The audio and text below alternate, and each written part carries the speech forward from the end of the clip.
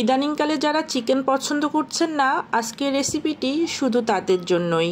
চট্টগ্রামের একটি ঐতিহ্যবাহী খাবার হচ্ছে কালাভুনা, যেটা আমি আজকে চিকেন দিয়ে রান্না করেছি। আপনারা যদি পুরো ভিডিওটুকু দেখেন তাহলে বুঝতে পারবেন এই চিকেনটা কতটা মজাদার হয়।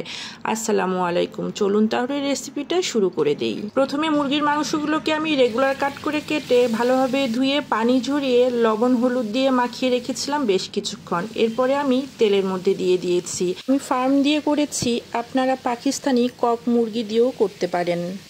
এক চুলায় আমি মুরগিটা ভাজতে দিয়েছি আর অন্য চুলায় একটি কড়াইয়ের মধ্যে তেল দিয়ে আমি পেঁয়াজ বাদামি করে ভেজে নিব। এরপরে দিয়ে দিব অল্প পানি, তাহলে মশলাটা পুড়ে যাবে না এবং তরকারির কালারটাও অনেক সুন্দর আসবে।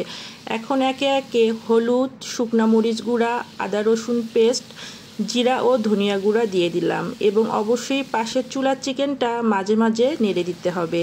এরপরে দিয়ে দিলাম গরম মশলা এবং লবণ।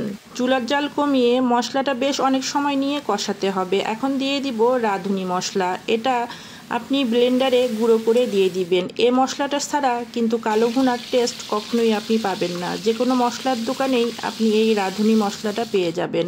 আমার এক ব্যাচ চিকেন ভাজা হয়ে গেলে আমি পরবর্তী ব্যাচের চিকেনগুলো দিয়ে দিলাম এবং পোড়া পোড়া করে ভেজে তুললাম। দেখেন মশলাটা ভালোভাবে কষানোর পরে ঠিক এরকম হয়েছে, তেলটা বের হয়ে যাবে। আমার সম্পূর্ণ চিকেনটা ভাজার পরে আমি সেই মশলাটার মধ্যে চিকেনটা দিয়ে দিলাম। কালাভুনা সাধারণত বিফ দিয়েই রান্না করা হয়, তবে চিকেন দিয়েও খেতে বেশ মজার লেগেছিল। একঘেয়েমি রান্নার বাইরে মাঝে মাঝে যদি আপনারা এরকম রান্না করেন তাহলে কিন্তু খাবারের টেস্টটা বহুগুণে বেড়ে যায়। আপনি যদি কালাভুনার পারফেক্ট কালার আনতে চান তাহলে অবশ্যই অল্প আঁচে সময় নিয়ে আপনাকে রান্না করতে হবে এবং মাঝে মাঝে অল্প পানি দিয়ে চিকেনটা সিদ্ধ করতে হবে। এর মাঝে আমি দিয়ে দিলাম রাঁধুনি ও গরম মশলার গুঁড়ো। দেখেন কালার কত সুন্দর হয়েছে। একটু কষিয়ে অল্প পানি দিয়ে 2-3 মিনিট রান্না করার পরে আমি কড়াইটা নামিয়ে রাখবো এবং রান্নার দ্বিতীয় ধাপে চলে যাব। এবং কালাভুনার জন্য এটা অবশ্যই আপনাকে করতে হবে।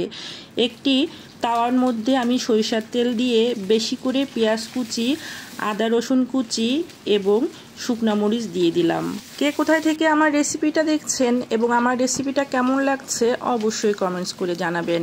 পেঁয়াজ, মরিচ, রসুন যখন এরকম বাদামি রঙের হয়ে যাবে তখন আমি সেই রান্না করা চিকেনের উপরে এটা ঢেলে দিব। সবচেয়ে ভালো হয় আপনারা যদি আলাদা কড়াইয়ের মধ্যে এই সরিষার তেলের বাগারটা দেন। চিকেন যদি আপনারা আগে তেলের মধ্যে ভেজে নেন তাহলে শেষ পর্যন্ত চিকেনটা কিন্তু আর ভেঙে যাবে না।